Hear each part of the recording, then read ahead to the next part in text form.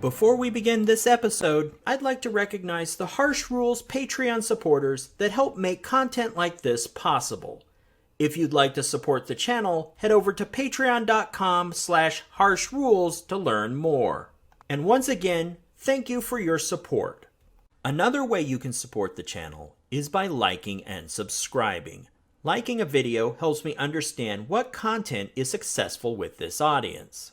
As for subscribing, new content appears on this channel first. While you may have found your way here from Board Game Geek or other sites, in the future, I'll also be adding more exclusive content that may only be found here. The best way to be informed when I upload new videos is to subscribe and click the bell icon for notifications. Once again, thanks for watching, and now let's get to the video.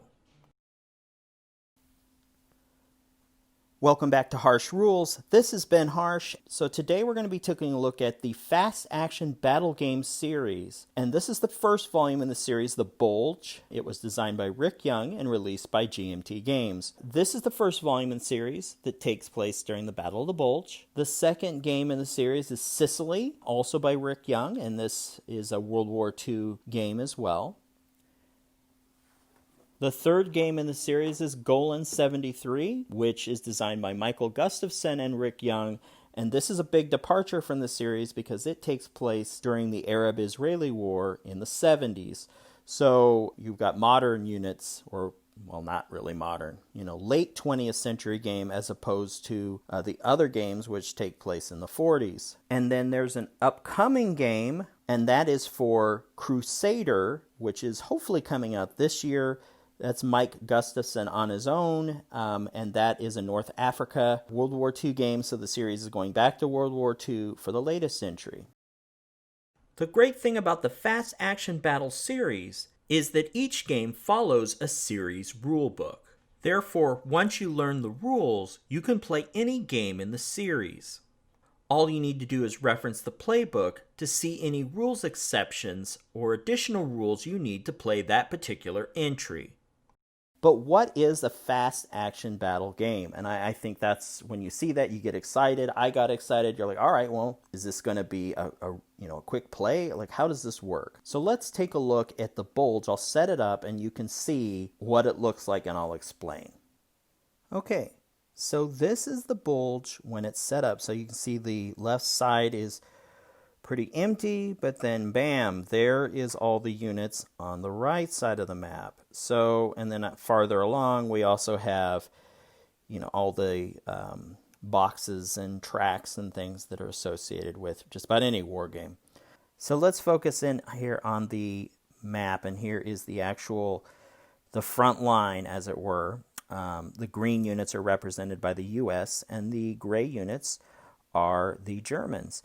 And you see those little star kind of circle marks. Those are field works. The game is set up in such a way as that, the Germans are very aggressively pushing into the Ardennes, and the Americans have their units set up to face them, and they've also built field works, so there's kind of that line that they're trying to push through.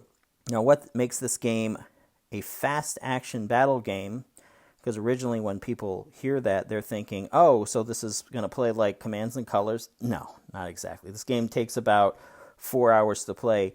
The fast action aspect of it is in the actual battles themselves. I'm going to switch over to the breakdown I'm working on and show you a preview slide of how the battle works. Game pieces fall into two categories. There are units represented by blocks, and there are assets represented by cardboard counters. Each area, which is a territory on the map, has a stacking limit of 2 units per side. So most of the time you will only be fighting with 2 units in a battle. Assets that players have at their disposal are artillery units and battle assets.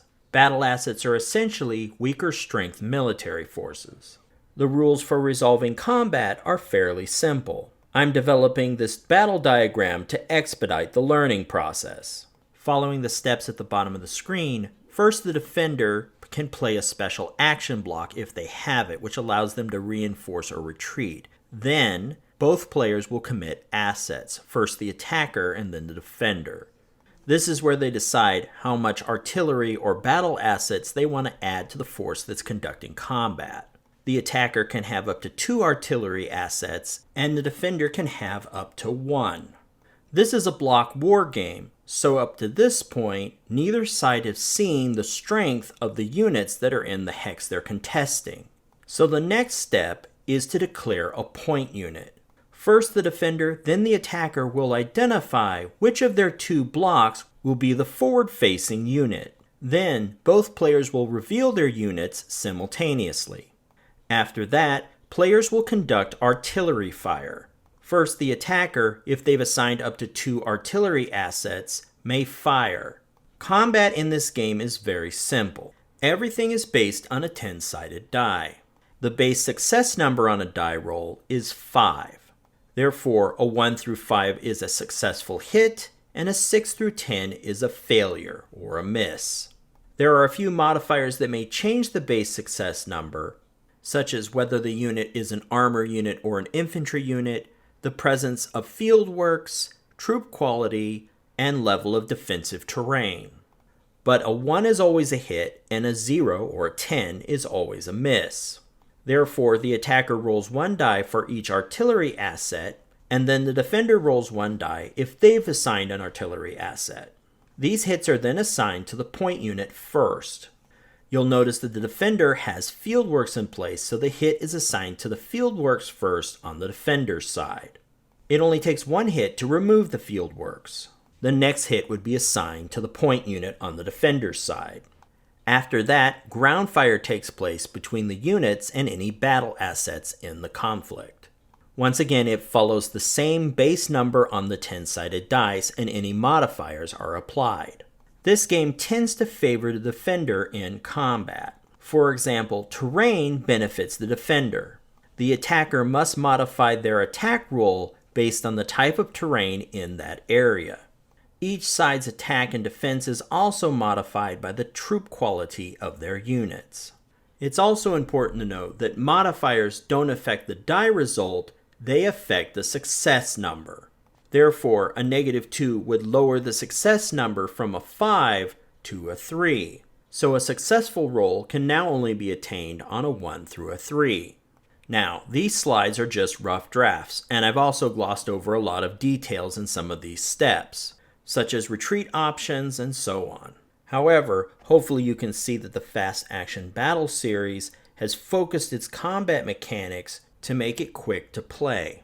However, you have to keep in mind this is a heavier war game. There's a lot of historical attention to detail not only in the units, but also in their positions on the map. Each player also has a great deal of reinforcements to manage, as well as a chit draw system for all the assets. I'll be covering all of this in the game's breakdown series, which I'm hoping to launch soon. I hope you've enjoyed this unboxing/preview for Volume 1 in the Fast Action Battle series, The Bulge. And once again, this is Harsh Rules. I'm Ben Harsh. Thank you so much for watching, and I'll see you on the next episode. If you found this video helpful, please give me a like and share with your friends. To be the first notified when the next episode of Harsh Rules becomes available, please hit the bell icon for notifications. And as always, this is Ben Harsh for Harsh Rules. Thank you so much for watching, and I'll see you on the next video.